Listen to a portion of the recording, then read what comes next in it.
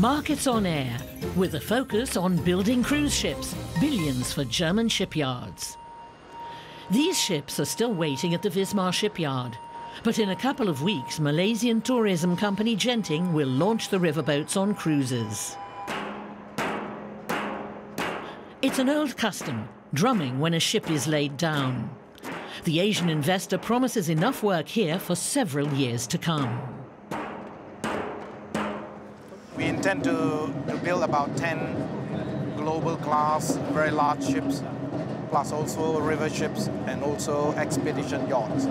So over the next 10 years, maybe about 15 billion euros in terms of new ships we will be building. The Genting Group purchased this shipyard in Wismar, plus 2 others on Germany's Baltic coast, for 230 million euros. Genting Hong Kong President Colin Au shows pictures of the fleet to be built in the shipyard. River cruise ships, along with tourist vessels destined for polar expeditions, and liners built to hold 5,000 passengers. He wants to build them all here in Germany. The usual manufacturers are booked out.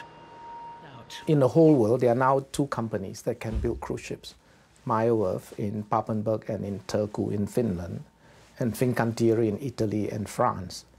Both of these shipyards, if you want to order a ship now, you have to wait till 2024 or 25, which is too far away. So by buying our shipyard and building the ships, we can get our ships in 2020, which is much earlier. Coins from around the world are meant to bring luck. Laying down a ship together with the mayor is an important event in Wismar. We're on a roll in Wismar right now. The city is growing. Demand for real estate and property is really high, and there's a great atmosphere and a spirit of optimism here at the moment.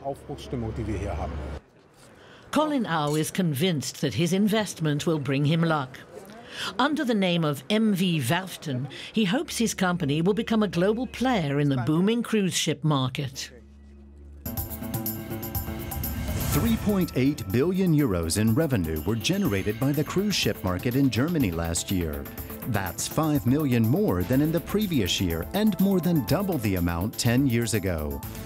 Last year, passenger numbers surpassed the 2 million mark for the first time ever, and this year's figures are expected to rise again as well.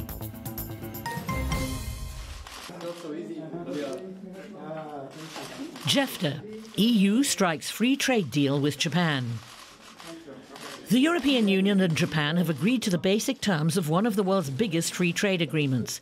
The 2 sides say they've reached accord on the major points after 4 years of negotiations.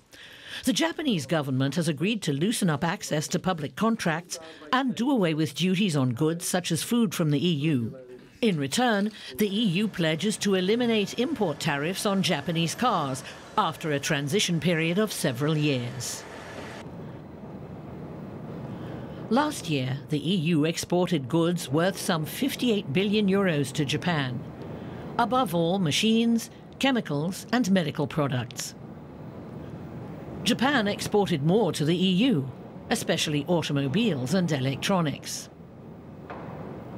When the agreement is implemented, analysts expect an increase in trade on both sides. Japan and the EU account for 30% of global GDP, 10% of the world's population, and 40% of global trade. So this is the birth of the world's largest free, advanced, and industrialized economic zone. Details of the pact still have to be worked out. The 2 sides are expected to sign the agreement as early as this autumn.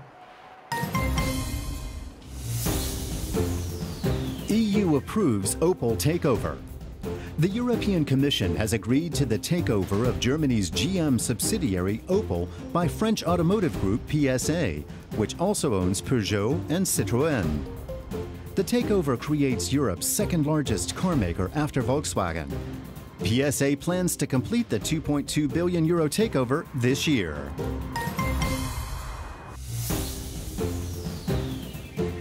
Startup capital Hamburg. The northern German city is becoming more popular for startups. According to a survey by PricewaterhouseCoopers, Hamburg now tops the list of 10 German cities, followed by Berlin and Frankfurt. Hamburg is especially popular for startups specializing in media and trade. Ruhr Valley. Named for its proximity to the river Ruhr, the Ruhr Valley was once Germany's premier industrial region. Blast furnaces and mining towers recall the area's 150-year industrial history. Today, these relics form a backdrop for art and culture. The Ruhr Valley stands for transition from heavy industry to a service, science, and technology-based economy. Some 160,000 companies generate annual revenue of around 330 billion euros here. Along with many small companies, the region is also home to major firms like energy provider RWE, discount supermarket chain Aldi, and logistics giant Schenker. With a population exceeding 5 million, the region in North Rhine-Westphalia makes up Germany's largest metropolitan area, containing major cities like Dortmund, Essen, and Duisburg. And the Ruhr Valley has the most dense transportation network of any region in Europe. The port of Duisburg is the world's largest inland port and one of Europe's biggest cargo terminals. And that was Markets on Air.